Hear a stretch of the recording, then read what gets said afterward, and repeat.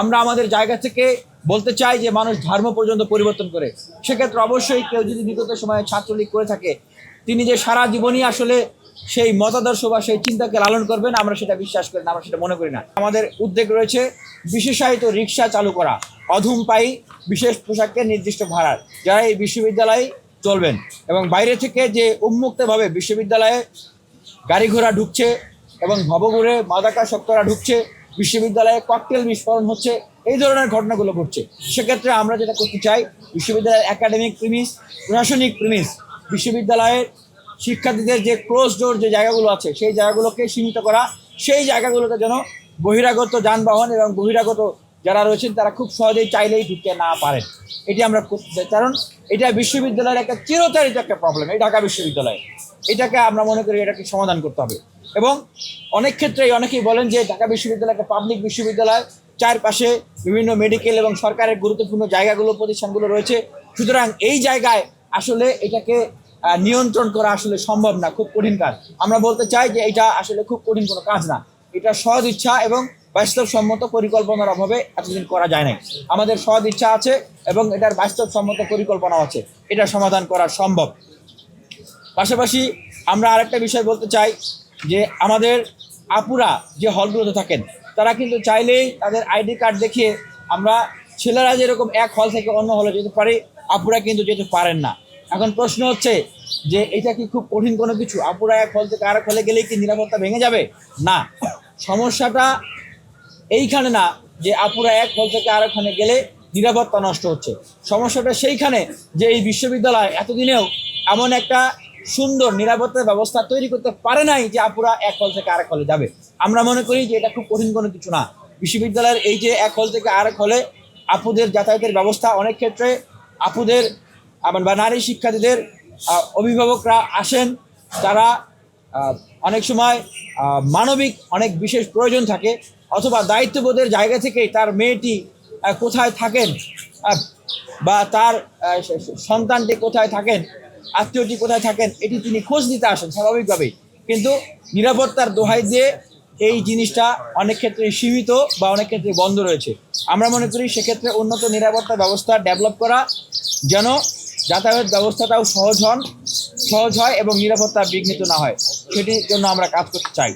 10 নম্বর, বিশ্ববিদ্যালয়ের যে ট্রান্সপোর্টেশন সংকট সেটি সমাধান করা, ট্রিপ বৃদ্ধি করা এবং নিরাপত্তা বিধান করা, বাসগুলোতে ট্র্যাকার সিস্টেম চালু থাকা।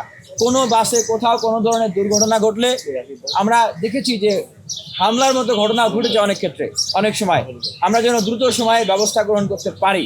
এবং কোন বাস কোথায় আছে, শিক্ষার্থীদের কাছে অ্যাপস থাকবে, তারা চাইলেই অ্যাপসে ক্লিক করলেই দেখতে পারবে। এই ব্যবস্থা আমরা চালু করতে চাই। এবং আমরা বলতে চাই যে বিশ্ববিদ্যালয় এই এরিয়ার বাইরে যে শিক্ষার্থীরা অবস্থান করেন, তারা যেন কোনোভাবেই এটা অনুভব না করেন যে তারা আসলে ডাকসু থেকে দূরে আছেন, ডাকসুর প্রতিনিধিদের থেকে তারা দূরে আছেন বা ডাকসুর সেবা থেকে দূরে আছেন। একটি হটলাইন থাকবে, যে হটলাইনের ভিতরে মাধ্যমে তারা যে কোনো সময় তাদের যে কোনো নিরাপত্তা থেকে শুরু করে একাডেমিক সার্ভিস থেকে শুরু করে যে কোনো প্রয়োজনে তারা যেন নিজেদেরকে বিশ্ববিদ্যালয়ের সাথে, এই ডাকসুর সাথে কানেক্টেড ফিল করেন। হটলাইনের মাধ্যমে তারা যোগাযোগ করতে পারবেন এবং আমাদেরও নিজস্ব যোগাযোগ মাধ্যমে তারা যে কোনো সময় তাদের যে কোনো সেবা তারা আমাদের কাছ থেকে পাবেন। আরেকটি দফা যেটা আমরা বলতে চাই যে এই যে জুলাই অভ্যুত্থানের সময় ঢাকা বিশ্ববিদ্যালয়ের অনেক শিক্ষার্থীরা তারা আহত হয়েছেন এবং তারা এমন আহত হয়েছেন যারা আজীবনেও ভালো হবেন না। অনেকেই চোখ হারিয়েছেন, অনেকেই পঙ্গু হয়েছেন। এবং এর পূর্বেও দীর্ঘ 16 বছরের যে ফ্যাসিবাদী সময় ছিল, যেই সময়টার কথা আমরা অনেককেই বলতে শুনি না এবং যেই বিষয়টা নিয়ে এই ঢাকা বিশ্ববিদ্যালয়ের কোনো ধরনের উদ্যোগ আমরা দেখি নাই। সেই বিগত সময়ে ফ্যাসিবাদী আমলে যারা লড়াই সংগ্রাম করেছেন, যারা নির্যাতিত হয়েছেন, নিপীড়িত হয়েছেন, আহত হয়েছেন, যারা মামলা শিকার হয়েছেন, তাদের খোঁজ খবর নেওয়া এবং তাদের সহযোগিতার প্রয়োজন হলে তাদেরকে সহযোগিতা করা, তাদের পুনর্বাসনের প্রয়োজন হলে তাদের পুনর্বাসনের ব্যবস্থা করা। এবং ঢাকা বিশ্ববিদ্যালয়ের ইতিহাসে বিগত সময়ে যতগুলো হত্যাকাণ্ড হয়েছে, এই সাম্য হত্যা থেকে শুরু করে সেই আবু বকর হত্যা, সেই হাফিজুর হত্যা, কোনো হত্যারই কিন্তু ঢাকা বিশ্ববিদ্যালয়ের ভিতরে এসে খুন করে ফেলবেন, তার মানে কি আপনি ধরে নেবেন যে এটার বিচার হবে না। এইরকম তোফাজ্জল হত্যাকাণ্ড আমরা ধরে নিই যে এই ধরনের ঘটনা ঘটলে সেটার আর বিচার হবে না। এরকম একটা বাস্তবতা ঢাকা বিশ্ববিদ্যালয়ে দাঁড়িয়ে গিয়েছে। আমরা মনে করি যে প্রত্যেকটা হত্যা এবং বিগত সময়ের যে হামলারগুলো ঘটনা ঘটেছে ফ্যাসিবাদী আমলের, সেটা হোক ছাত্র অধিকার পরিষদের উপরে, সেটা হোক ছাত্র দলের উপরে, সেটা হোক বাম কোনো ছাত্র সংগঠনের উপরে অথবা ডান কোনো ছাত্র সংগঠনের উপরে, আমরা প্রত্যেকটা ঘটনার পুঙ্খানুপুঙ্খ বিচার এবং শাস্তির উদ্যোগ গ্রহণ করতে চাই। এবং পাশাপাশি আমরা বলতে চাই, আমাদের যে অবস্থান থাকবে সুস্পষ্ট অবস্থান। অভ্যুত্থান পূর্ববর্তী সময়ে এবং অভ্যুত্থানের সময়ে যারা ছাত্রলীগের সাথে যুক্ত ছিলেন, আমরা দেখেছি অভ্যুত্থানের সময় ছাত্রলীগ থেকে পদত্যাগ করেছেন এবং মানবিকতার তাড়নায়, বিবেকের তাড়নায় এবং বাস্তবতার তাড়নায় উপলব্ধি করে তারা বিদ্রোহ করে এই অভ্যুত্থানের সঙ্গী হয়েছেন, অনেকে অভ্যুত্থানের নেতৃত্ব দিয়েছেন। আমরা আমাদের জায়গা থেকে বলতে চাই যে মানুষ ধর্ম পর্যন্ত পরিবর্তন করে। সেক্ষেত্রে অবশ্যই কেউ যদি বিগত সময়ে ছাত্রলীগ করে থাকে, তিনি যে সারা জীবনই আসলে সেই মতাদর্শ বা সেই চিন্তাকে লালন করবেন, আমরা সেটা বিশ্বাস করি না, আমরা সেটা মনে করি না। তবে যারা এখনও পদত্যাগ করেন নাই, সেই ছাত্রলীগের এজেন্ডা বাস্তবায়ন করার জন্য বিভিন্ন জায়গায় বিভিন্ন মিটিং মিছিল করে বেড়াচ্ছেন, ষড়যন্ত্র করে বেড়াচ্ছেন এবং বিগত সময়ে ফৌজদারি অভিযোগে অভিযুক্ত, অবশ্যই তাদেরকে বিচার করতে হবে। এবং বাকি যারা রয়েছেন তাদের ক্ষেত্রে ইন্টেনশনালি তাদেরকে কোনোভাবে যেন হয়রানি করা না হয়, তাদেরকে যেন কোনোভাবেই তাদের বিশ্ববিদ্যালয়ের শিক্ষার্থী হিসেবে তাদের অধিকারকে ক্ষুণ্ণ করা না হয়, রাজনৈতিকভাবে তাদের উপরে কোনো যেন অবিচার করা না হয়, জুলুম করা না হয়। সেক্ষেত্রে আমরা অবশ্যই সবসময় সোচ্চার এবং সজাগ থাকব। পাশাপাশি আমরা বলতে চাই যে ঢাকা বিশ্ববিদ্যালয়ের যে মেডিকেল সেবা, আমাদের একটা মেডিকেল রয়েছে গোলাম মর্তুজা মেডিকেল সেন্টার, আমরা সেটাকে আধুনিকায়ন করতে চাই এবং ঢাকা বিশ্ববিদ্যালয়ের যে হল এরিয়াগুলো আছে আমরা সেখানে ফার্মেসি স্থাপন করার উদ্যোগ গ্রহণ করতে চাই। বিশ্ববিদ্যালয়ের যে সকল স্থাপনা রয়েছে, দেখেন অনেক ক্ষেত্রে ভেঙে শিক্ষার্থীদের মাথার উপরে পড়ে, মসজিদে নামাজ পড়তে গেলে মাথার উপরে পড়ে, খাইতে গেলে মাথার উপরে পড়ে, কি একটা আজব অবস্থা। কখন দুর্ঘটনা ঘটে আমরা বলতে পারি না। এগুলোর টেম্পার টেস্ট করা এবং এগুলোকে সংস্কার করা, পুকুরগুলো সংস্কার করা এবং সৌন্দর্য বর্ধন যে জায়গাগুলো আছে এগুলোকেও সংস্কার করা। পাশাপাশি আমরা বলতে চাই যে ঢাকা বিশ্ববিদ্যালয়ের এটা গুরুত্বপূর্ণ একটা পয়েন্ট, এটা অনেক ক্ষেত্রেই আমাদের খেয়ালের বাইরে থাকে। ঢাকা বিশ্ববিদ্যালয়ে রানিং স্টুডেন্ট পড়াশোনা করছেন, স্বামী স্ত্রী তারা দুজনেই ঢাকা বিশ্ববিদ্যালয়ের শিক্ষার্থী। আমরা তাদের জন্য উদ্যোগ নিতে চাই যে অবশ্যই তাদের জন্য যেন একটা আলাদা আবাসনের ব্যবস্থা থাকেন। আমরা আবারও বলছি যে ঢাকা বিশ্ববিদ্যালয়ে পড়াশোনা করেন স্বামী স্ত্রী দুজনেই ঢাকা বিশ্ববিদ্যালয়ের রানিং স্টুডেন্ট, তাদের জন্য যেন আলাদা আবাসনের ব্যবস্থা করা হয়, সেজন্য আমরা উদ্যোগ গ্রহণ করতে চাই। এবং ঢাকা বিশ্ববিদ্যালয়ে টিএসসি ভিত্তিক এবং এর বাইরেও অনেক ক্রিয়াশীল সংগঠন আছেন, যেমন ঢাকা বিশ্ববিদ্যালয়ের সুনামধন্য যে সংগঠনগুলো আমরা দেখি যে সাংবাদিক সমিতি, ডিবেটিং সোসাইটি, ক্রীড়া শিল্প সাহিত্য নিয়ে অনেক সংগঠন আছেন, এর বাইরেও আছে। আমরা মনে করি যে এগুলো ঢাকা বিশ্ববিদ্যালয়ের বিউটি অফ ডাইভার্সিটি, এগুলো ঢাকা বিশ্ববিদ্যালয়ের প্রাণ সঞ্চার করে। এই সংগঠনগুলোকে আরও তাদের সাথে কোঅপারেশন এবং ডেভেলপমেন্ট ফাংশন আমরা করতে চাই।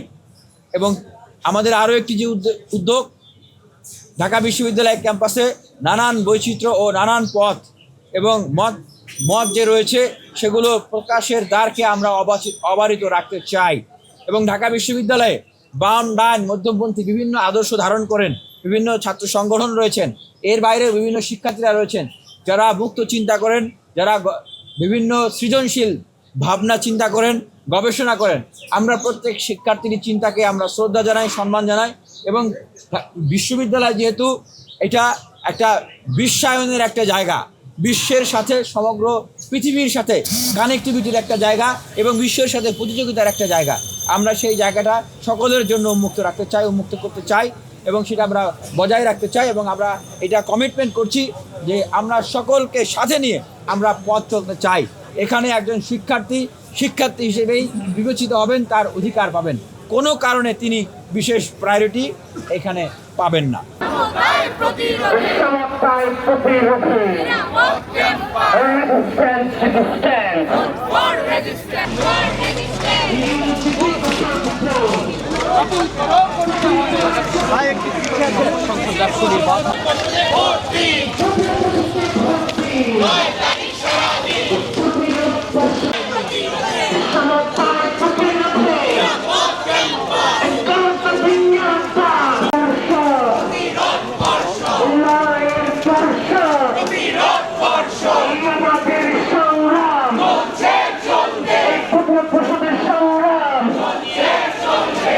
আমরা আছি ছাত্র এই সমস্যার প্রতিরোধে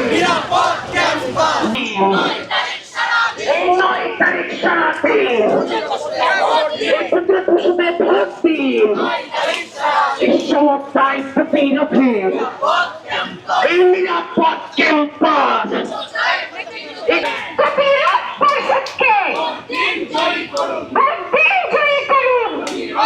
ঢাকা বিশ্ববিদ্যালয়ের শিক্ষার্থী যে সকল শিক্ষার্থীরা পড়ে তারা অধিকাংশই কিন্তু প্রত্যন্ত অঞ্চল থেকে উঠে আসা।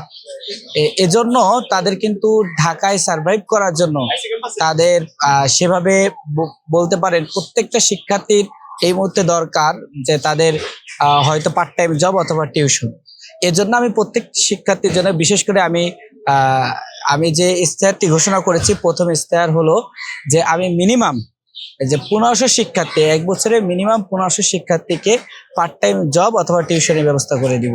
আর নির্বাচন তো নিয়ে আপনারা দেখছেন ইতিমধ্যে অনেক তাল বানা হয়েছে, অনেক কি বলা যেতে পারে, আমরা অনেক হ্যারাসমেন্টের শিকার হয়েছি এবং আমাদের বিরুদ্ধে, বিশেষ করে আমাদের নির্দিষ্ট একটি প্যানেলের বিরুদ্ধে সবাই আর কি যৌথভাবে যে প্রোপাগান্ডা চালিয়েছে এবং স্পেসিফিক ভাবে আমাদেরকে আক্রমণ করা হচ্ছে, সাইবার বুলিং বলেন সেটা করা হচ্ছে। এই জায়গা থেকে যে নির্বাচনের যে পরিবেশ আমরা কিন্তু সেটা এখনো দেখতে পাচ্ছি না। আমাদের নির্বাচনের যে বিধিমালা, সেই বিধিমালা কিন্তু অন্যরা সবাই ভঙ্গ করছে, বাট এই ভঙ্গ করার যে তাদের যে এই ভঙ্গ করার বিরুদ্ধে যে তারা আইনি প্রক্রিয়া নিবে অথবা তারা যে ব্যবস্থা গ্রহণ করবে, আমরা এখনো কিন্তু পর্যন্ত দেখতে পারি নাই যে আমাদের প্রশাসন সে ব্যবস্থা গ্রহণ করেছে। এটা শুধু আমরা দেখছি আমাদের ক্ষেত্রেই, আমরা যদি কোনো কিছু তৈরি করি, আমরা যেমন দেখছি আমাদের নির্বাচনী বিধিমালায় রয়েছে কেউ রঙের কার্ড করতে পারবে না সাদা কালো বাদে, কিন্তু আমরা দেখছি তা কিন্তু করা হয়েছে। এজন্য এছাড়াও যে আমাদেরকে পারস্পরিক যে মানে কি বলে যে পারস্পরিক যে অভিযোগ করা কিংবা একজন আরেকজনকে অপমানিত করা, একজনকে মিথ্যা দোষারোপ করা, সাইবার বুলিং করা, এটা কিন্তু এখনো মানে চলতেছে আর কি, রানিং রয়েছে। তাই প্রশাসনকে আমরা অনুরোধ করব, এখনো পর্যন্ত আপনারা কিন্তু আপনাদের যে যোগ্যতার যে বিষয় এটা কিন্তু প্রুভ করতে পারেন নাই। তা আপনারা আপনাদের দায়িত্ব যেটা আমাদের নির্বাচন বিধিমালা রয়েছে এটা সঠিকভাবে দায়িত্ব পালন করুন এবং আমাদের যে প্লেস যাতে করে নির্বাচনের যে প্রক্রিয়া অথবা নির্বাচনের যে একটা সুস্থ যে পরিবেশ, এই পরিবেশটা আপনারা আমাদের জন্য সৃষ্টি করে দিন। দেখেন যে আমাদের প্যানেলের অধিকাংশই, বিশেষ করে আমাদের আপুরা যারা আছে, তাদেরকে নিকৃষ্টভাবে সাইবার বুলিং করা হয়েছে। আপনি দেখবেন যে বিশেষ করে আমাদের যে জিএস পদে প্রার্থী আমাদের ফরহাদ ভাই, তিনি কিন্তু প্রমাণ সহ মিডিয়াতে দেখিয়েছেন যে তারা কিভাবে সাইবার বুলিং করছে। সুতরাং আমরা চাই যে এই প্রোপাগান্ডা থেকে সবাই সরে আসুক। আমরা আসলে শিক্ষার্থীদের জন্য কি করতে চাই, বিশ্ববিদ্যালয়ের জন্য কি করতে চাই, আমরা এই বিষয়গুলোর সামনে নিয়ে আসি, শিক্ষার্থীদের অধিকারকে সামনে নিয়ে আসি। ডাকসুর মূল প্ল্যাটফর্ম কিন্তু শিক্ষার্থীদের অধিকার। আমাদের ঢাকা বিশ্ববিদ্যালয়ের শিক্ষার্থীদের ভাগ্য পরিবর্তন, আমরা কি আসলে সে ভাগ্যটা পরিবর্তন করতে পারছি কিনা, সেই ভাগ্য পরিবর্তনের জন্য আমাদের কি কেসটার আছে, আমরা সেগুলোর সামনে নিয়ে আসি, কিন্তু আমরা একে অপরকে কাদা ছোড়াছুড়ি না করি, এটাই আমরা প্রত্যাশা করি। আমাদের প্রার্থীদেরকে সাইবার বুলিং করা হয়েছে, তাদেরকে স্ল্যাশ শেমিং করা হয়েছে, সিন্ডিকেটের প্রপাগান্ডা হয়েছে, কিন্তু এখন পর্যন্ত কোনো অভিযোগে তারা বিচার করতে পারেনি। তো এবং তারা ইতিমধ্যে অনেকগুলো অপেশাদারিত আচরণ করেছে, যারা অপরাধী তারা আরো বড় অপরাধ করার চেষ্টা করবে। তো সেই জায়গা থেকে আমরা নির্বাচন কমিশনকে অনুরোধ করব, ইতিমধ্যে যে অভিযোগ করে দিয়েছে প্রত্যেকটা অভিযোগের যেন দৃষ্টান্তমূলক বিচার আওতায় নিয়ে আসা হয়। বিশেষ করে আমাদের নারী প্রার্থীদের ছবি বিকৃত করা, তাদেরকে সাইবার বুলিং করা, স্ল্যাশ শেমিং করা, এটার সাথে যারা জড়িত আছে তারা হচ্ছে কালপ্রিট, তাদের বিরুদ্ধে আমরা জিরো টলারেন্স নীতি ঘোষণা করেছি। সুতরাং নারীদের জন্য একটা নিরাপদ ক্যাম্পাস করার জন্য আমাদেরকে যারা অপরাধী তাদের বিরুদ্ধে বিচার আওতায় নিয়ে আসতে হবে। তো সেই জায়গায় আমরা অনুরোধ করবো এই বিচার যেন নিশ্চিত করা হয়। বিভিন্ন ধরনের নির্বাচনকে বানচাল করার জন্য ষড়যন্ত্র এবং চক্রান্ত হয়েছে, কিন্তু ঢাকা বিশ্ববিদ্যালয়ের শিক্ষার্থীরা রাস্তায় নেমে এই ষড়যন্ত্র চক্রান্তকে নস্যাৎ করে দিয়েছে। 9 তারিখ নির্বাচন হবে এবং বিশ্ববিদ্যালয়ের শিক্ষার্থীরা তাদের গত 1 বছর জুড়ে শিক্ষার্থী বান্ধব, ছাত্র বান্ধব যে কাজগুলো তাদের সাথে যারা জড়িত ছিল এবং তারা বিশ্ববিদ্যালয়ে এখন যারা প্রার্থী আছে তাদের সততা, দক্ষতা এবং তাদের লিডারশিপ কোয়ালিটি যাদের অনেক বেশি ভালো বলে তাদের কাছে মনে হবে, তাদেরকেই তারা নেতা হিসেবে তারা বেছে নেবে। এবং আমরা বিশ্বাস করি সেই জায়গায় ঐক্যবদ্ধ শিক্ষার্থী জোটকে শিক্ষার্থীরা বেছে নিবে, কারণ ঐক্যবদ্ধ শিক্ষার্থী জোট এটা শিক্ষার্থীদের এই জোট। শিক্ষার্থীদের কথাগুলো আমরা বলতে চাই, শিক্ষার্থীদের ভয়েসে আমাদের ভয়েস, শিক্ষার্থীদের আকাঙ্ক্ষায় আমাদের আকাঙ্ক্ষা। তো আমরা আশা করছি শিক্ষার্থী জোটের আমরা যারা প্যানেলের সদস্যরা আছি সবার উপর ঢাকা বিশ্ববিদ্যালয়ের শিক্ষার্থীরা আস্থা রাখবে এবং আমাদের জোটের ভূমিদশ বিজয় হবে বলে আমরা আশা করি। ধন্যবাদ। আমরা ইতিমধ্যে বলেছি আমরা নারীদের জন্য একটা নিরাপদ ক্যাম্পাস গড়তে চাই এবং আমরা যদি দেখি বিশ্ববিদ্যালয় আজকে 100 বছর পার হয়েছে, কিন্তু নারীদের জন্য আমরা পূর্ণ আবাসন ব্যবস্থা করতে পারিনি। এটা একটা কালেকটিভ ফেলিওর বিশ্ববিদ্যালয় প্রশাসনের খামখেয়ালির কারণে। তো সেই জায়গায় আমরা প্রায়োরিটি বেসিসে আমাদের যারা নারী বোনরা আছে তাদের জন্য আবাসন সংকট নিরসনের জন্য আমরা কাজ করবো। এখন এটা একদিনে হবে না, একটা দীর্ঘমেয়াদী প্ল্যান আমাদের থাকবে। হল নির্মাণ হওয়ার আগ পর্যন্ত যে সময় লাগবে, এর আগে শর্ট মেয়াদে আমরা তাদের জন্য হোস্টেল ভাড়া করা, পাশাপাশি যারা মেসে থাকে তাদের জন্য স্কলারশিপের ব্যবস্থা করা। এরপর আপনারা জানেন আমাদের নারীদের হলে এক হলের শিক্ষার্থী অন্য হলে প্রবেশ করতে পারে না, অনাবাসী শিক্ষার্থীরা হলে প্রবেশ করতে পারে না। আমরা নিরাপত্তা এনশিওর করে শিক্ষার্থীরা হলে প্রবেশ করার আমরা ব্যবস্থা করব এবং গার্ডিয়ানরা আসলে তারা হলে প্রবেশ করতে পারে না, তো সেই জায়গায় আমরা কাজ করবো। গার্ডিয়ানরা যেন হলে তারা দেখতে পারে এবং পর্যাপ্ত নিরাপত্তা সে এনশিওর করে আমরা এই কাজগুলো করব। একই সাথে আমরা দেখতে পেয়েছি নারীদের হলের যে স্টাফরা আছে এখানে ভেতরে, স্টাফরা এক একটা লর্ডের মতো আচরণ করে আমাদের বন্ধুদের সাথে। তো সেই জায়গায় আমরা বলছি আমাদের এই যারা কর্মচারী আছে, কর্মকর্তা আছে, তাদেরকে চেক অ্যান্ড ব্যালেন্সের মধ্যে নিয়ে আসতে হবে, তাদেরকে জবাবদিহিতার মধ্যে নিয়ে আসতে হবে। তো সেজন্য আমরা আমাদের রেজিস্টার বিল্ডিং এবং যে হল অফিস এগুলোকে আমরা আধুনিকায়ন করবো এবং আমরা এটাকে বলছি পেপারলেস আমরা হচ্ছে রেজিস্টার বিল্ডিং করবো। একজন শিক্ষার্থী তার একাডেমিক মেল ইউজ করে হলে বসে তার বাসায় বসে তার কাজগুলো সে করতে পারবে। একই সাথে আমাদের 3টা হল ক্যাম্পাসের বাইরে আছে, শামসুন্নাহার হল, সফিয়া কামাল হল, এরপর কোয়েত মৈত্রী হল, এরপর হচ্ছে বঙ্গমাতা হল। এই 3টা হলের শিক্ষার্থীদের ওইখানে যে ভোট করে দেওয়ার অবস্থা, যেখানে শিক্ষার্থীরা আসা যাওয়ার ক্ষেত্রে অনিরাপত্তায় ভোগে এবং ওইখানে পর্যাপ্ত বাসের ব্যবস্থা নাই, শাটলের ব্যবস্থা নাই। তো এগুলো আমরা ফার্স্ট প্রায়োরিটির ভিত্তিতে আমরা এই কাজগুলো করবো, পর্যাপ্ত শাটলের ব্যবস্থা করা এবং এটির সাথে হচ্ছে ওখানে নিরাপত্তা এনশিওর করা। এবং আমরা যে কাজটা সবার আগে করবো, শিক্ষার্থীদের যখন তাদের ম্যান্ডেট পেয়ে আমরা পরিচিত করার সুযোগ পাবো, যেই ছাত্রলীগের সন্ত্রাসী আমাদের করেছে আপনারা জানেন এবং বিগত সময়ে বিভিন্ন জুলুম নির্যাতন নিষ্পেষণ করেছে গণম এবং গ্যাসন কালচারের মাধ্যমে, সন্ত্রাসীদেরকে আমরা আসবো বিশ্ববিদ্যালয় প্রশাসন থেকে তাদেরকে বিচার আওতায় নিয়ে আসা এবং তাদেরকে একাডেমিক তাদের বিরুদ্ধে ব্যবস্থা গ্রহণ করা এবং আমাদের মূল স্লোগান আমরা এই বিশ্ববিদ্যালয়কে একটা একাডেমিক ইনস্টিটিউট বানাইতে চাই। মনে করেন কথা তো কইতারি না, মানুষ কইতে আইলে মনে করেন মব সৃষ্টি করে, কিছু ওই এরা মব সৃষ্টি করে, এর লেগে ভয়ে কোনো কথা কই না, কথা কইতে গেলেও বেজাল, কোন জায়গা কোন বিপদ আয়া পড়ে, এর লেগে কথা কইতারি না। তাই কথা কইতে পারি না, কয় হাসিনা গলা টিপে ধরছে, তাই এখন এরা কি করে গলার পর পাড়া দিতেছে, পাঁচর মানুষ মারতেছে, এটা ঠিক আছে। এইবার এটা মাংসে মানে কি এই বাঙালিগো গলায় ছুরি মারছে, এটা তো 32 নম্বর খালি হাসিনার বাড়ি না, এটা তো মুক্তিযোদ্ধাগো যখন করে 7 কোটি মানুষের ছিল এই বাড়িটা, তখন সময় কর। এখন তো মানুষ এগুলি বোঝে নাই, হেরা মব সৃষ্টি করে ভাঙছে জায়গা। আমি কই যে এই বাড়ি যদি হাসিনা আল্লাহ বাঁচা রাখে তো সৈন্য ইট দিয়ে বাড়ি হবে, এই সৈন্য ইট দিয়ে বাড়ি হয়ে যাব। আমি একটা রিস্কাওয়ালা ছোট মানুষ কয়ে গেলাম, যদি হাসিনা আবার ফিরে কোনোদিন আসে, যদি আল্লাহ তারে বাঁচায় রাখে, আমরা তার লেগে দোয়া করি যে বেঁচে থাকুক, হ্যাঁ আরও 100 বছর বেঁচে থাকুক, আল্লাহ তারে বাঁচায় রাখুক। হ্যাঁ মনে করছে যে এই বঙ্গবন্ধুর প্রস্তাব করলে, মূর্তি ভাঙলে ইতিহাস মুছে যাব, জীবনও মুছবো না। এগুলি আরো মানুষের কাছে ক্লিয়ার হইতেছে, রাজাকারের বাচ্চাকে আরো ক্লিয়ার করতেছে মানুষ যে ওরা কত বড় ভয়ঙ্কর রাজাকার, যে এই দেশের পিতারে মানুষে ওরা মনে করেন যে প্রস্তাব করতেছে। ওরা জালিমের তো খারাপ, ওরা দুশ্মন, খালি জালিমের দুশ্মন না, ওরা এই দেশের শত্রু, এই দেশের বিশ্বাসঘাতক, গাদ্দার। এই যে ছাত্ররা আওয়ামী লীগের লেঙ্গুর ধরে ধরে এই দেশে মনে করেন যে আয়া লুঙ্গির তলে থেকে ওরা মনে করেন যে এই অঘটনগুলি ঘটাইলো। এখন ছাত্রলীগ নিষেধ, আওয়ামী লীগ নিষেধ, এগুলি ঠিক করে নেই, এগুলি সব অন্যায় কম করছে।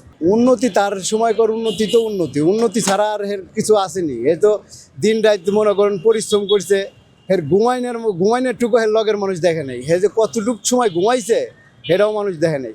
তো তারপরেও হের এই দেশের মানুষে বিতাড়িত করছে। যাক, হেরা আল্লাহ তার দেহ ভালো মন্দ করলে এর বিচার করুক।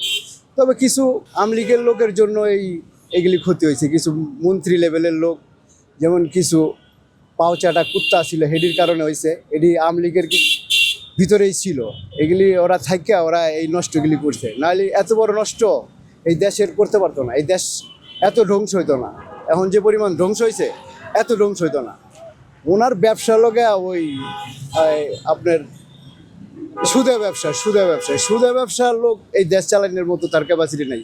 এই দেশ যখনই গরিব রাখতে পারবো, এর সুদ বেশি করে ছাড়তে পারবো, কিস্তি ভালো করে দিতে পারবো, গরিব মানুষের কিস্তির ভিতরে হওয়াইতে পারবো, 3-4টে কিস্তির ভিতরে হওয়াইতে পারলে জীবন শেষ। এর বাল বাচ্চা লেখাপড়াও করাইতে পারবো না, ভাতও খাইতে পারবো না, চিন্তা ভাবনা এরকম কিছু। কিন্তু এই দেশ আমেরিকার এজেন্ট হয়ে আসে এই দেশে নষ্ট করতেছে, হেও এই দেশে ঠাই পাইব না, যদি হে দেশে থাকে এই দেশে হেও ঠাই পাইব না, হেরও বিচার হবে এই দেশে, এই দেশের মানুষ হেরও বিচার করবে, এই দেশের বিচার ছাড়া কাউকে ছাড়া হবে না, কাউকে ছাড়বো না। হাসিনায় যদি আল্লাহ বাঁচায় রাখে কেউ কারোকে ছাড়বো না। ছাত্র করো এটা ভুয়া স্বপ্ন, এগারে স্বপ্ন এটা কোনোদিন বাস্তব হইব না, এগারে স্বপ্নটা দেখেই যেতে পারবো। হয়তো ক্ষণিকের লেগে স্বপ্ন পূরণ করতে পারে, হয়তো দেখা গেছে জোর করে মব সৃষ্টি করে, কিন্তু পরবর্তীতে হয়তো হ্যাগারে টিকবো না।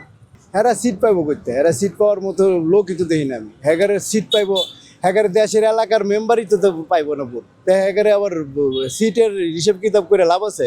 হ্যাগারে সিটের হিসেব করতে গেলে তো মাথা নষ্ট হয়ে যাবো। হ্যাঁ কয়টা ভোট, হ্যাগার বাড়ির ভোটটাই তো দিব না মানুষের। যদি এক বাড়ির ভিতরে 6 ভাই থাকে, 4 ভাই থাকে করে আমলি, আর 2 ভাই করে হয়তো জামাত শিবির বিএমপি, 6 ভাই তো আর বিএমপি করে না, জামাত শিবির করে না। তাহলে এই দেশে আপনি আমলিগ খেদাবেন কেমনে, আর ওই হ্যাগারে কেমনে আপনি ক্ষমতা দিতে চান? হ্যাগারে ক্ষমতা তো পাইবো না। কিছু বছর ওনাকে তালবাহানার দিকে ফেলে নিয়েছে। প্রিয় বন্ধুরা আমার, আমি সুস্পষ্ট ভাষায় বলে দিতে চাই নির্বাচন কমিশনার সাহেবকে, প্রধান উপদেষ্টা আপনাকে নির্বাচনের আজকে রুখে দাঁড়াও বাংলাদেশের যে ব্যানার এবং গণতন্ত্র ফোরাম আয়োজিত আজকে সভা সংগ্রামী সভাপতি বিপি ইব্রাহিম, প্রধান অতিথি গণতন্ত্রের অন্যতম লড়াকু সৈনিক আমাদের জয়নাল আবেদিন ফারুক ভাই এখানে উপস্থিত, বিএনপির যুগ্ম মহাসচিব আব্দুল সালাম আদর্শ নেতৃবৃন্দ, আমি দু একটি কথা বলে শেষ করব। প্রিয় বন্ধুরা, আপনারা জানেন দীর্ঘ 17 বছর দেশের মানুষ ভোট দিতে পারে নাই। এখন আমাদের নির্বাচন কমিশনার নির্বাচনের রোডম্যাপ দিয়েছেন। প্রধান উপদেষ্টা সহ এই সরকারের সকল উপদেষ্টা এবং যারা নেতৃত্বে আছেন তারা নির্বাচনের ঘোষণা দিয়েছেন। ফেব্রুয়ারিতে নির্বাচন হবে, এটাই ফাইনাল কথা। বাংলাদেশের 20 কোটি মানুষ ভোট দেওয়ার জন্য প্রস্তুত। আমরা আর কোনো কথা শুনতে চাই না। দ্রব্যমূল্যের ঊর্ধ্বগতি, শিক্ষা ব্যবস্থা ধ্বংস এবং আমাদের স্বাস্থ্য খাত ধ্বংস, দেশকে একটি গণতান্ত্রিকভাবে রূপান্তরিত করতে হলে আমাদেরকে নির্বাচনের কোনো বিকল্প নাই। তাই আমরা অবিলম্বে নির্বাচনের মাধ্যমে দেশে গণতন্ত্র ফিরিয়ে আনার জন্য সবার কাছে আহ্বান জানাবো। ধন্যবাদ। প্রতিবাদ সমাবেশের সম্মানিত প্রধান অতিথি আমাদের প্রিয় নেতা জনাব ফারুক ভাই উপস্থিত আছেন। প্রধান বক্তা হিসেবে তিনি এইমাত্র বক্তব্য শেষ করলেন। আমাদের আরেক প্রিয় নেতা জনাব আব্দুল সালাম আজাদ, বিএনপির যুগ্ম মহাসচিব উপস্থিত আছেন। এই সংগঠনের সংগ্রামী সাধারণ সম্পাদক ব্যারিস্টার ওবায়দুর রহমান টিপু, সাংবাদিক ইউনিয়নের সভাপতি জনাব রাশেদুল হক সহ সম্মানিত নেতৃবৃন্দ, সাংবাদিক বন্ধুগণ, আসসালামু আলাইকুম। আমি জানি আপনাদের একটু তাড়া আছে, বক্তব্য দীর্ঘায়িত করবো না। আমি শুধু বলতে চাই, আমরা ঐক্যবদ্ধভাবে যেভাবে আন্দোলনের মধ্যে দিয়ে ফ্যাসিস্টের পতন হয়েছে, আমরা মনে করি, বিশ্বাস করি জনাব তারেক রহমানের একটা নির্দেশনা মানে সেই নির্দেশনার সাথে রয়েছে এদেশের 95% মানুষ। ওই চিটাফুটারা যত চেষ্টা করো কোনো লাভ হবে না। গণতন্ত্রের আলো ইনশাল্লাহ বিকশিত হবেই। ফেব্রুয়ারিতে আমরা আশা করি একটি আবার সুষ্ঠু নির্বাচন অনুষ্ঠিত হবে। সকল প্রকার সহযোগিতা আমাদের পক্ষ থেকে থাকবে। আমাদের সংকট দেশ পরিচালনায়, যার প্রমাণ হলো অখণ্ড পাকিস্তানের জমানার 24 বছরের মধ্যে 10 বছরেই সামরিক শাসন ছিল এবং বাংলাদেশ জমানার 54 বছরের 31 বছরেই ফেসিবাদী ও স্বৈরতান্ত্রিক অপশাসন ছিল। যদিও আমরা বারবার ব্যর্থ হয়েছি, তবে এটি অনস্বীকার্য যে আমাদের প্রজন্মগুলো থেমে থাকেননি। ভুল শুদ্ধ যাই হোক, তারা লড়াই করেছেন। কখনো তারা ঐক্যবদ্ধভাবে, কখনো পারস্পরিক বিভক্তি ও সংঘাতের মধ্য দিয়ে হলেও লড়াই এগিয়ে নিয়েছেন।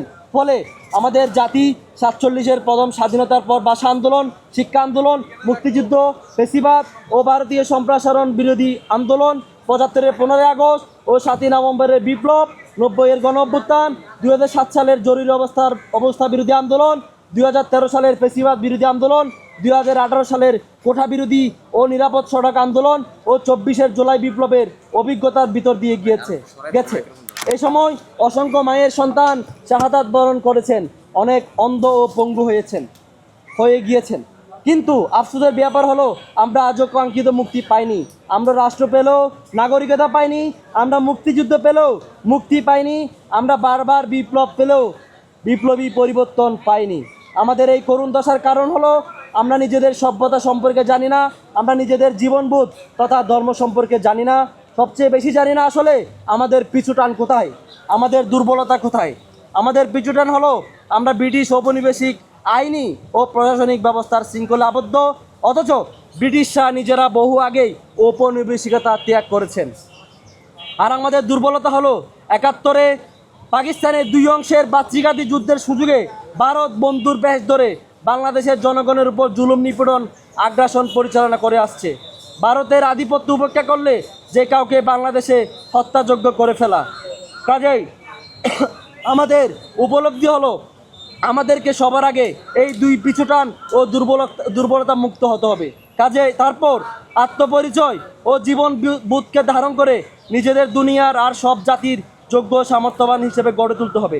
সেক্ষেত্রে আমাদের মনে রাখতে হবে চীনের হান ও মধ্যপ্রাচ্যের আরবদের পরে বাঙালিরা হলো বিশ্বের তৃতীয় বৃহত্তম জাতিগোষ্ঠী। একইভাবে আমরা ইন্দো ইউরোপীয় জাতিসমূহের মধ্যে বৃহত্তম এবং দক্ষিণ এশিয়ার সর্ববৃহৎ জাতিগোষ্ঠী। কিন্তু এই বিশাল জাতির না আছে বড় মানচিত্র, না আছে সমৃদ্ধ অর্থনীতি, না আছে স্থিতিশীল রাজনৈতিক ব্যবস্থা কিংবা আত্মরক্ষার মতো সামরিক শক্তি। সবচেয়ে বড় কথা এই যে বড় কিছু নাই তা অনুধাবন করার মন, চিন্তা ও পেরেশানি আমাদের নাই কারণ না থাকার হাহাকার অনুধাবন করার মতো জ্ঞান ও বোঝাপড়া অর্জনযোগ্য ব্যাপার। আর এটি অর্জন করতে হয় একাডেমি তথা বিশ্ববিদ্যালয়ের মধ্য দিয়ে। আফসোসের 1 শতাব্দী পেরিয়ে গেলেও বাংলাদেশের সর্বোচ্চ বিদ্যাপীঠ ঢাকা বিশ্ববিদ্যালয়কে বিশ্ববিদ্যালয় হিসেবে গড়ে তুলতে পারিনি। কাজেই ঢাকা বিশ্ববিদ্যালয় ঘিরে আমাদের সংগ্রামের দর্শন হলো, এখন ঢাকা বিশ্ববিদ্যালয় নিয়ে আমরা কথা বলছি, বাংলা সভ্যতার ভাগ্যহত ঔপনিবেশিত পরাধীন উত্তরাধিকারদের মুক্তি ও স্বাধীনতার লড়াইকে বেগবান করতে প্রতিষ্ঠিত ঢাকা বিশ্ববিদ্যালয়কে বাংলা সালতানাতের উত্তরসূরি পরিচয়কে ধারণ করে বিশ্বমঞ্চে শক্তিশালী নেতৃত্ব অর্জনের লক্ষ্যে সমালোচনামূলক অনুসন্ধান, প্রমাণভিত্তিক গবেষণা, একাডেমিক স্বাধীনতা ও মানব সম্ভাবনার সামগ্রিক বিকাশের নীতির আলোকে পৌত্তলিক, ফেসিস্ট, নিপীড়ক, অচল কাঠামো ভেঙে 21 শতাব্দীর মানদণ্ডে বুদ্ধিভিত্তিক, দুঃসাহস, অবিচল মেধাতন্ত্র ও বৈশ্বিক প্রতিযোগিতামূলক সক্ষমতার উপর ভিত্তি করে একটি আধুনিক, গতিশীল ও অগ্রগণ্য প্রতিষ্ঠান হিসেবে পুনর্গঠন করা। লক্ষ্য ঢাকা বিশ্ববিদ্যালয় নিয়ে আমাদের প্রথম লক্ষ্যই হলো শীর্ষ 100 র্যাঙ্কিংয়ের মধ্যে ঢাকা বিশ্ববিদ্যালয়কে আমরা দেখতে চাই। ঢাকা বিশ্ববিদ্যালয়কে দ্রুত সময়ে বিশ্বের 100 র্যাঙ্কিংয়ের বিশ্ববিদ্যালয়ে উন্নীত করা আমাদের প্রধান মঞ্জিদে মাকসুদ বা লক্ষ্য পৌঁছাতে আমরা অচল কাঠামো ভেঙে সব কিছুকে বিশ্বের 100 র্যাঙ্কিংয়ের বিশ্ববিদ্যালয়ের সমমানে গড়তে চাই। এই জন্য ডাকসু আমাদের কাছে লড়াইয়ের একটি প্ল্যাটফর্ম। তবে মঞ্জিল পৌঁছাতে আমাদের সর্বস্তরের সম্মানিত শিক্ষক, অ্যালামনাই, নাগরিক ও সরকারের ঐক্য ভীষণ প্রয়োজন। আমাদের বিশ্বাস আমাদের সংস্কার প্রস্তাবসমূহ ঢাকা বিশ্ববিদ্যালয়কে আমূলে বদলে দেবে, যার প্রভাবে সমগ্র বাংলাদেশে একটি শিক্ষা বিপ্লবের সূচনা হবে।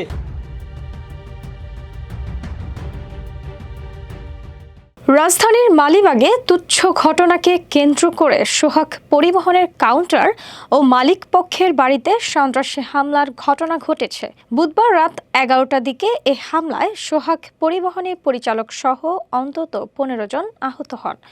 সোহাগ পরিবহন কর্তৃপক্ষ অভিযোগ করেছে, এই ঘটনার নেতৃত্ব দিয়েছেন জাতীয়তাবাদী স্বেচ্ছাসেবক দলের রমনা থানা ইউনিটের সভাপতি তালুকদার বিল্লাল। কর্তৃপক্ষ জানায়, ঘটনার সূত্রপাত হয় কাউন্টারের সামনে সিগারেট খাওয়া নিয়ে। 2 ব্যক্তিকে সিগারেট না খেতে অনুরোধ করলে তারা কাউন্টারের কর্মচারীদের সঙ্গে বাকবিতণ্ডায় জড়িয়ে পড়েন। কিছুক্ষণ পর 50 থেকে 60 জনের একটি দল ধারালো অস্ত্র নিয়ে কাউন্টারে হামলা চালায়, ভাঙচুর করে এবং এলোপাতাড়ি কুপিয়ে কর্মচারী ও পরিচালকদের জখম করে। এই ঘটনায় কাউন্টারের প্রায় 14 থেকে 15 জন কর্মচারী আহত হন। সোহাগ পরিবহনের মালিক আলী হাসান তালুকদার পলাশও আহত হয়েছেন। তার ভাই মাজেদুল হক নাদিম অভিযোগ করে বলেন, রমনা থানার স্বেচ্ছাসেবক দলের সভাপতি বিল্লালের নেতৃত্বে এ হামলা হয়েছে। তিনি দাবি করেন, হামলাকারীরা শুধু কাউন্টারই নয়, পলাশের গাড়ি ও বাসার গেটেও হামলা চালায়। তবে বাসার ভেতরে প্রবেশ করতে পারেননি। পলাশের গাড়ি চালকও ধারালো অস্ত্রের কোপে গুরুতর জখম হয়েছেন। মাজেদুল হক নাদিম বলেন, হামলার কারণ আমরা জানি না, আকস্মিকভাবেই এ ঘটনা ঘটে গেছে। এদিকে রমনা মডেল থানার উপপরিদর্শক মোহাম্মদ নাহিদ জানান, প্রাথমিকভাবে জানা গেছে ৬০ থেকে ৭০ জন লোক একসঙ্গে এসে কাউন্টারে হামলা চালায় এবং কর্মচারীদের মারধর করে। ধারালো অস্ত্রের কোপে অন্তত ২ জন গুরুতর আহত হয়েছেন। তিনি আরও জানিয়েছেন, আহতরা সিরাজুল ইসলাম মেডিকেল সহ স্থানীয় বিভিন্ন হাসপাতালে চিকিৎসা নিচ্ছেন। পুলিশ বলছে, হামলার নেপথ্যের কারণ অনুসন্ধান চলছে এবং সিসিটিভি ফুটেজ পর্যালোচনা করে হামলাকারীদের শনাক্ত করার চেষ্টা করা হচ্ছে। গণমাধ্যমে যে খবর এসেছে নুরুল হক নূর পুরোপুরি সুস্থ, সেই খবর যে সঠিক নয় সেটা আশা করি আপনারা বুঝতে পারছেন। সম্প্রতি রাজধানীর কাকরাইলে সংগঠিত হামলার পর গণ অধিকার পরিষদের সভাপতি ও ডাকসুর সাবেক ভিপি নুরুল হক নূরের শারীরিক অবস্থা আশঙ্কাজনক রয়েছে। সংগঠনটির সাধারণ সম্পাদক রাশেদ খান অভিযোগ করেছেন, নুরুল হক নূরকে সুস্থ দেখানোর জন্য একটি ষড়যন্ত্র করা হচ্ছে। রাশেদ খান বলেন, নূর এখনো পুরোপুরি সুস্থ হননি। তিনি যেই অবস্থায় হাসপাতালে ভর্তি হয়েছিলেন সেই সমস্যা ও শারীরিক সংকট এখনো বিদ্যমান। তার অবস্থা গুরুতর এবং সতর্কতার সঙ্গে চিকিৎসা প্রয়োজন। বৃহস্পতিবার দুপুর ১২টার দিকে ঢাকা মেডিকেল কলেজ হাসপাতালে নূরকে দেখতে এসে সাংবাদিকদের সঙ্গে আলাপকালে রাশেদ খান এসব তথ্য দেন। এ সময় তিনি জানান, নূরের নাক দিয়ে এখনো জমাট বাঁধা রক্ত বের হচ্ছে। তিনি নিজের ফেসবুক আইডিতে একটি ১৩ সেকেন্ডের ভিডিও পোস্ট করেন, যেখানে অসুস্থ নূরকে বিমর্ষ অবস্থায় দেখা যায় এবং হাতে থাকা টাওয়ালে জমাট বাঁধা রক্ত দৃশ্যমান। এর পাশাপাশি গণ অধিকার পরিষদ নুরুল হক নূরের চিকিৎসা সংক্রান্ত বিষয় নিয়ে জরুরি সংবাদ সম্মেলন ডেকেছে। সাবেক প্রধানমন্ত্রী শেখ হাসিনা ও তার ছেলে সজীব ওয়াজেদ জয়ের বিরুদ্ধে রেড অ্যালার্ট জারির জন্য আনুষ্ঠানিক চিঠি পাঠিয়েছে দুদক। বৃহস্পতিবার প্লট জালিয়াতির মামলা তদন্ত কর্মকর্তারা পুলিশ হেডকোয়ার্টারের উদ্দেশ্যে এই চিঠি প্রেরণ করেন। চিঠিতে উল্লেখ করা হয়েছে, শেখ হাসিনা ও তার ছেলে বর্তমানে বিদেশে অবস্থান করছেন। ন্যায় বিচারের স্বার্থে তাদের অবস্থান চিহ্নিত করে দেশে ফিরিয়ে এনে আইনের মুখোমুখি করতে আদালত ইতোমধ্যে গ্রেপ্তারি পরোয়ানা জারি করেছে। সেই পরোয়ানার আলোকে তাদের বিরুদ্ধে রেড অ্যালার্ট জারির প্রয়োজনীয় পদক্ষেপ গ্রহণের অনুরোধ জানানো হয় পুলিশকে। এদিকে রাজধানী উন্নয়ন কর্তৃপক্ষ রাজুকের প্লট বরাদ্দে জালিয়াতির অভিযোগে সাবেক প্রধানমন্ত্রী শেখ হাসিনা, তার বোন শেখ রেহানা, বোনের মেয়ে British MP tulip Siddique, Azmina Siddique Rupanti সহ অন্যান্যদের আসামি করে তাদের বিরুদ্ধে পৃথক ৩টি মামলায় আজ তৃতীয় দিনে সাক্ষ্য গ্রহণ সম্পন্ন হয়েছে। বৃহস্পতিবার সকালে ঢাকা চতুর্থ বিশেষ জজ আদালতে এই সাক্ষ্য গ্রহণ অনুষ্ঠিত হয়। এর আগে মামলার জব্দ তালিকার অন্তর্ভুক্ত ৪৪টি নথি নিয়ে সাক্ষ্য দেয়া হয়েছিল। আদালতের কার্যক্রম অব্যাহত রয়েছে এবং পরবর্তী দিনগুলোতে আরও সাক্ষ্য গ্রহণের কথা রয়েছে। শিক্ষক মানেই হওয়া উচিত জ্ঞানের আলো ছড়ানোর মানুষ, কিন্তু পুরান ঢাকার সালেহা স্কুল অ্যান্ড কলেজের ইংরেজি শিক্ষক আশফাকুজ্জামান হিমেলের বিরুদ্ধে উঠেছে ভয়াবহ অভিযোগ। প্রেমের ফাঁদে ফেলে প্রতারণা, অশ্লীল প্রস্তাব, ধর্ষণ আর পরীক্ষায় ফেল করানোর হুমকি। এরই জেরে আত্মহত্যা করেছে এক এসএসসি পরীক্ষার্থী। এই ঘটনায় উত্তাল হয়ে উঠেছে পুরো এলাকা। অভিযুক্ত শিক্ষক হিমেল মেয়েদের বন্ধুদের মাধ্যমেই ফাঁদ পাততেন, সম্পর্ক ভাঙলে ভয় দেখাতেন, পরীক্ষায় ফেল করাবেন। ভয়ঙ্কর সেই অধ্যায়ের সমাপ্তি ঘটে চলতি বছরের ১৬ জানুয়ারি। কামরাঙ্গীচরের বাসায় ফ্যানের সাথে ঝুলে আত্মহত্যা করে এসএসসি পরীক্ষার্থী সালমা আক্তার। প্রথমে অপমৃত্যুর মামলা হলেও পরে বেরিয়ে আসে শিক্ষক হিমেলের প্রতারণা আর মানসিক নির্যাতনের কাহিনী। অভিযোগ রয়েছে, মোটা অঙ্কের টাকায় থানা পুলিশ ও মর্গ রিপোর্ট আটকে রাখা হয়েছিল প্রায় ৮ মাস। জি, আমাদের বোন সালমা তিনি হচ্ছে গিয়ে আজ থেকে আরো ৮ মাস আগে আত্মহত্যা করেছে একজন লম্পট শিক্ষকের জন্য। তিনি হচ্ছে হিমেল, এবং এর বিচার নিয়ে হচ্ছে গিয়ে আমরা আজকে রাজপথে নেমেছি। আমরা হচ্ছে গিয়ে আমরা যে খুনি মানে হচ্ছে গিয়ে হিমেল স্যার, ওনার ফাঁসি চাই, আর আমাদের বোন সালমা ওনার বিচার আমরা চাই। কিন্তু শিক্ষার্থীদের প্রশ্ন, শুধু বরখাস্ত নয়, শিক্ষক নামের মুখোশের আড়ালে লুকানো হিমেলের বিরুদ্ধে দৃষ্টান্তমূলক শাস্তি চাই। সালমার ময়নাতদন্তের রিপোর্টের জন্য আমাদের কালকে কামরাঙ্গীচর থানার ওসি জানানো হয়েছে যে ময়নাতদন্তের রিপোর্ট আসতে সামনের বৃহস্পতিবার পর্যন্ত সময় লাগবে, কিন্তু আমরা সেটা মানিনি।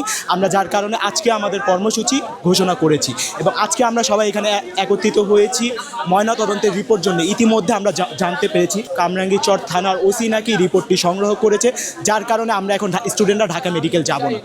সহপাঠীদের দাবি, শিক্ষক হিমেলের দ্রুত গ্রেপ্তার, কঠোর আইনগত ব্যবস্থা নেওয়া হোক, অন্যথায় শিক্ষার্থীদের নিরাপত্তা নিয়েই প্রশ্ন থেকে যায়। এদিকে অভিযুক্ত হিমেল এখনো পলাতক, সিলেটে গোপনে রয়েছে বলে গণমাধ্যমে অভিযোগ উঠেছে। সালমার মৃত্যুর পর এলাকাবাসীর একটাই প্রত্যাশা, অপরাধের বিচার আর দৃষ্টান্তমূলক শাস্তি। 3 দিনব্যাপী কর্মসূচি ঘোষণা করেছেন সালেহা স্কুলের শিক্ষার্থীরা। দুপুরে তারা মিছিল নিয়ে হাজারীবাগ থানার দিকে রওনা দিয়েছেন। শিক্ষার্থীদের হুঁশিয়ারি, অভিযুক্ত হিমেলকে গ্রেপ্তার না করা পর্যন্ত তাদের আন্দোলন চলবেই।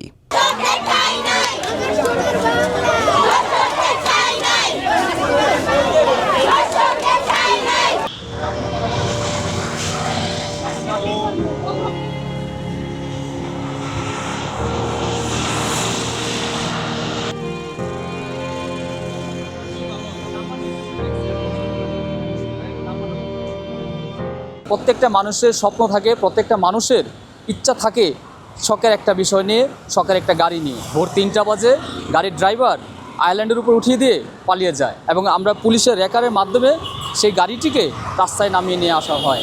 সেই শখের গাড়িটি যখন ক্ষতিগ্রস্ত হয় তখন মালিকের কি অবস্থা হয়, মনোভাব কি হয়, সেটা নিয়েই মালিকের সাথে কথা বলার চেষ্টা করব। আমাদের গাড়িটা ওভারে চলতেছিল, তো উনি অ্যাক্সিডেন্ট করে মানে গাড়িটা ফেলে রেখে চলে গেছে। আর এখন দেখেন আমার গাড়িটার কি অবস্থা করছে। ওনার কাছ থেকে আমরা মানে ড্রাইভার এখন খুঁজে পাচ্ছি না, ও পলাতক। এখন আমাদের রেকার বিল দিতে হইতেছে, তারপর গাড়িটা নিয়ে আমাদের অনেক হেনস্থ হয়েছে। তো তারপরে ওই ভাইরা অনেক ভালো, এরা আর কি সহজে আমাদেরকে ছাড় দিতেছে আর কি, বুঝছেন। এই ভাই আর কি বলবো, রাতের আনুমানিক 2:30 থেকে 3টা। কিন্তু আমি জানতে পারি আমার গাড়ি থেকে কাগজ নিয়ে মানে ওনারা সিটি কর্পোরেশন থেকে আমার নাম্বারটা তুলে গাড়ির যে কাগজ, ওই কাগজ দিয়ে নাম্বার দিয়ে কল দিছিল আমাকে। পরে আমি সকাল 7টা এখানে আসছি পরে ওনারা আমার তখন থেকে এই রেকারের সাথে গাড়িটা লাগানো ছিল, এই পাশে আনছে, ওদিকে হয়েছিল একটা গাছ ভাঙছে, আইল্যান্ড ভাঙছে অনেকখানি। তো এখন সেখান থেকে আমাকে একটু থানায় পাঠাইছে, একটু ঝামেলা ছিল, ওগুলো মিট করে আসছি, এখন নিয়ে চলে যাবো। আর ড্রাইভার তো পলাতক, পালাই গেছে, ও ফোন ধরতেছে না কোনোভাবেই।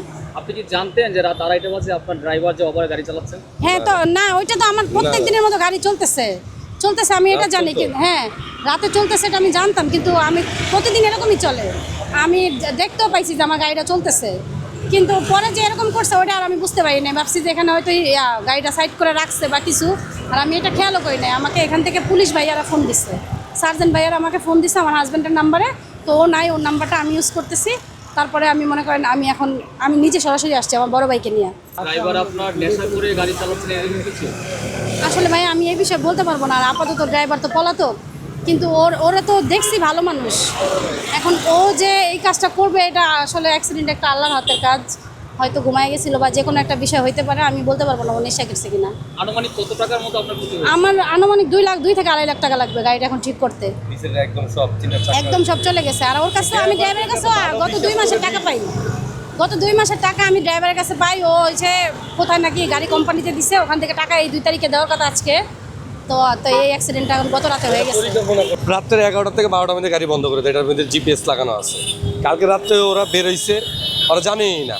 তো তুমি যে একটা ড্রাইভার গাড়িটা যে অ্যাক্সিডেন্ট করছো, তুমি গাড়িটা তো অন্তত মালিককে জানাবা। আমরা রাত্রেবেলা এসে সমাধান করে দিতাম।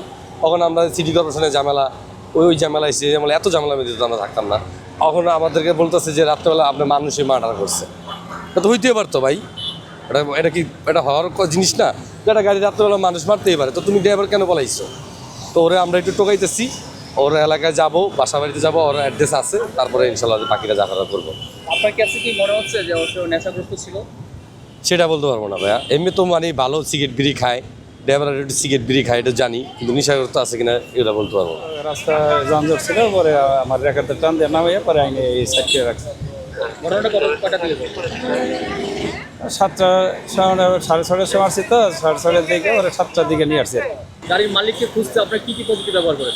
গাড়ির মালিকের নাম্বার ওই যে মেশিনে দিয়া সার্চ দিয়ে পরে মালিকের নাম্বার নিয়েছে।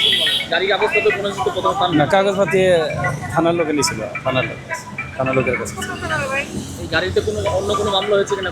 না, কোনো মামলা হয় না, কোনো ক্ষতি হয় নাই, তো রাস্তার বা কারো কোনো ক্ষতি হয়নি, এই জন্য কোনো গাড়ির কাগজ গাড়ির কোনো মামলা হয়নি। আমরা চাইবো প্রতিটা ড্রাইভার যেন সচেতনভাবে এবং সুস্থ মস্তিষ্কে গাড়ি চালায় এবং এরকম অ্যাক্সিডেন্ট যেন না হয় এবং মালিকের জন্য ভর্তুকি না হয়, মালিক যেন কোনোভাবেই ক্ষতিগ্রস্ত না হয়, সেই অঙ্গীকার ব্যক্ত করেই আমি সোহেল রানা, ঢাকা প্রেস, ঢাকা।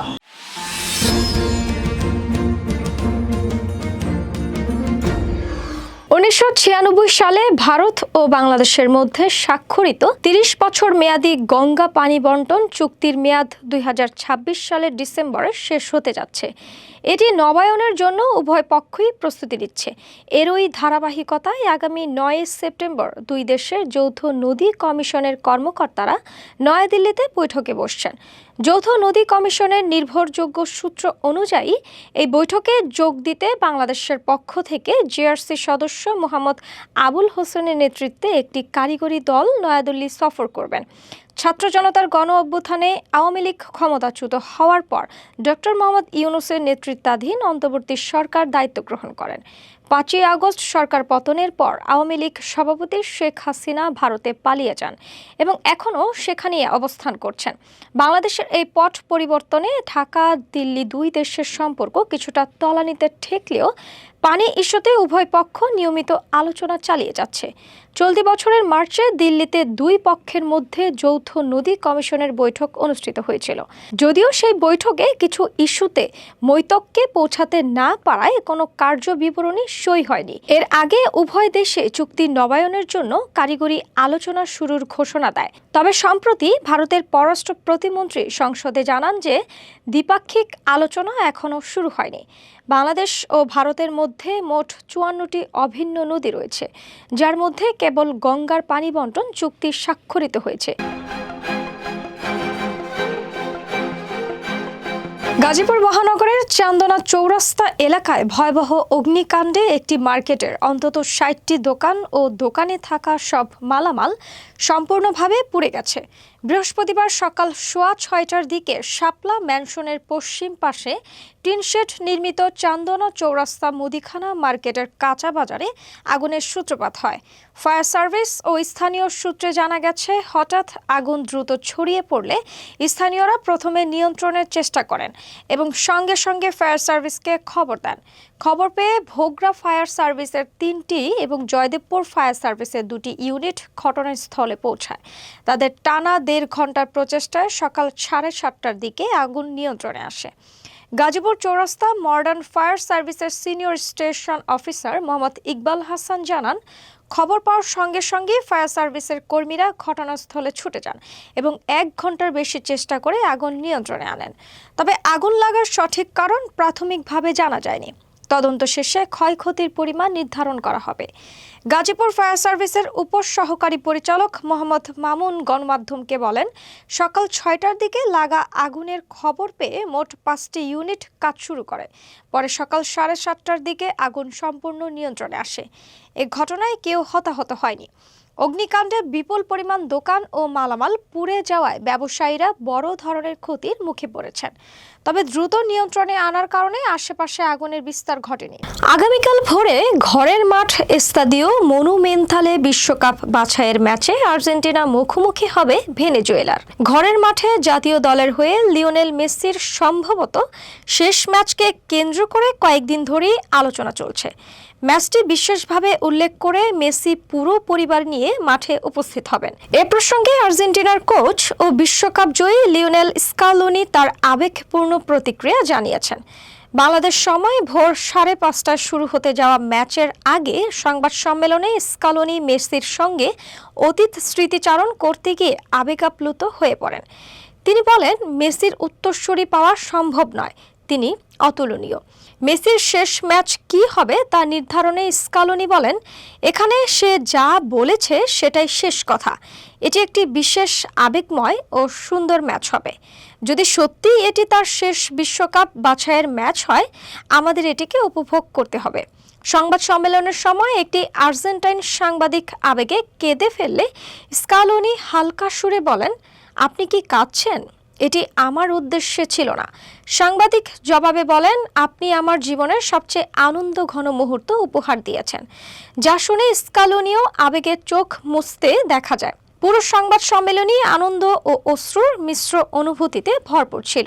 স্কালোনি মেসির সঙ্গে একত্রে খেলার স্মৃতি পুনরুজ্জীবিত করে বলেন, আমার জন্য সতীর্থ হিসেবে লিওকে পাওয়া এবং তার মাধ্যমে বিশ্বকাপ জেতা ছিল এক অসাধারণ অভিজ্ঞতা।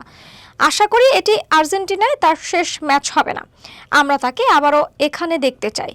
মেসি আন্তর্জাতিক ফুটবলকে 2026 বিশ্বকাপ দিয়ে বিদায় জানাতে পারেন। তখন তার বয়স প্রায় 40। স্কালোনি আর্জেন্টিনার জার্সিতে মেসির উত্তরসূরির বিষয়ে বলেন, মেসির উত্তরাধিকারী কেউ হতে পারবে না। হয়তো কিছু দুর্দান্ত খেলোয়াড় আসবে, কিন্তু মেসি যা করেছে তা অতুলনীয়। তার কোনো প্রতিদ্বন্দ্বী নেই। কাতার বিশ্বকাপ জয়ের পর স্কালোনির ভবিষ্যৎ নিয়েও প্রশ্ন উঠেছে। তিনি বলেছেন, চুক্তি নবায়নের সম্ভাবনা উড়িয়ে দিচ্ছেন না, তবে এখনোই এ নিয়ে কোনো আলোচনা হয়নি। তার লক্ষ্য এখন আগামী কিছু ম্যাচে ভালো পারফর্ম করা। মোট কথা, মেসির সম্ভাব্য শেষ ম্যাচকে ঘিরে আবেগ, শ্রদ্ধা ও উত্তেজনার মিশ্র পরিবেশে সংবাদ সম্মেলনটি ভরা ছিল স্মৃতি ও কৃতজ্ঞতায়।